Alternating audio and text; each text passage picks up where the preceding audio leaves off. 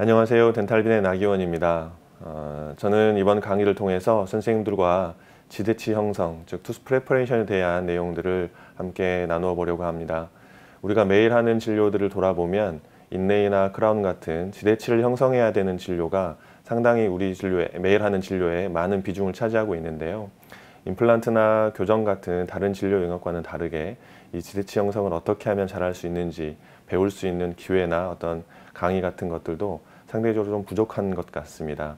그래서 이번 강의를 통해서 우리가 지대치를 형성할 때 있어서 꼭 지켜야 될 기본 원칙들과 우리가 다양한 수복물을 기준으로 어떻게 프랩을 해야 되는지가 각각 다를 것인데 어떤 기준을 가지고 프랩을 해야 좋은 수복을 할 수 있는지, 그리고 좀 프랩이 어려운 임상 상황에서 어떻게 하면 조금 더 프랩을 쉽게 접근할 수 있는지, 이런 제가 임상에서 적용하고 있는 방식들과 방법들과 팁들을 선생님들께 공유하려고 합니다. 이번 강의들이 매일 하는 선생님들의 임상을 조금 더 쉽게 만들어줄 수 있는 기회가 되면 좋겠고, 아무쪼록 조금이나 도움이 되는 그런 시간이 되었으면 좋겠습니다. 첫 번째로 우리가 지대치를 형성할 때 지켜야 될 기본 원칙들을 쭉 살펴보려고 합니다. 저도 그렇고 주변에 프랩을 좀 어려워하는 선생님들께 듣는 이런 프레퍼레이션의 딜레마가 있는 것 같습니다.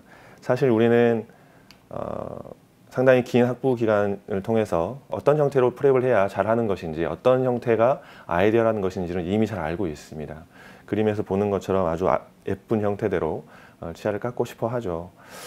우리가 사전에 어떤 지식이 부족하다고 생각하지는 않습니다. 그런데 문제는 우리가 알고 있는 것과 그것들을 알고 있는 것을 직접 해내는 것은 전혀 다른 차원의 문제라는 것이죠.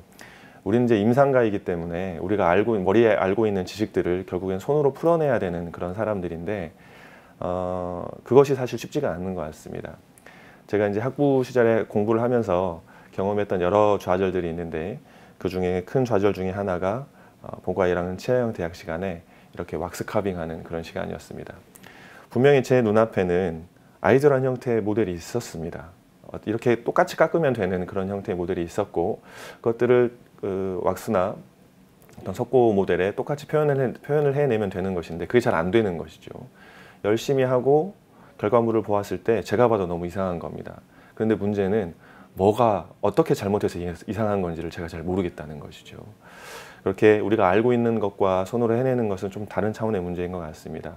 그래서 어떤 임상의 결과물이 좋지 않을 때 우리들은 소위 고수들에게, 주변에 임상을 너무 잘하거나 또 치아형 태학 카빙 시간에도 카빙을 너무 잘하는 친구들에게 어떻게 하면 이걸 잘할 수 있는지에 대해서 조언을 구해보지만 그런 조언들이 늘상 도움이 되는 것 같지는 않습니다.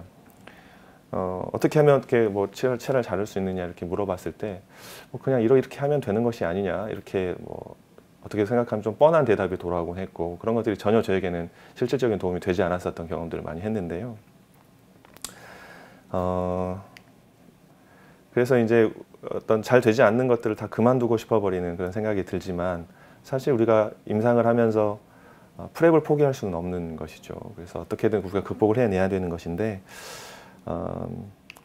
가장 결국에는 연습이 많이 필요할 것 같고요. 연습이 많이 필요하고, 하지만 또 어떨 때 경험을 해보면 어떤 원포인트 레슨이 큰 터닝 포인트가 되는 것 같기도 합니다. 특히 골프 같은 것도 그렇죠. 정말 잘 안 되던 것들이 아주 간단한 조언 하나로 고쳐지는 그런 경험도 하게 되는 것을 보면 이런 원포인트 레슨도 그런 무시할 수 없는 그런 것인 것 같습니다. 그래서 이번 강의를 통해서 제가 말씀드린 그런 내용들이 선생님들께 큰 터닝 포인트가 되었으면 하는 그런 바람입니다.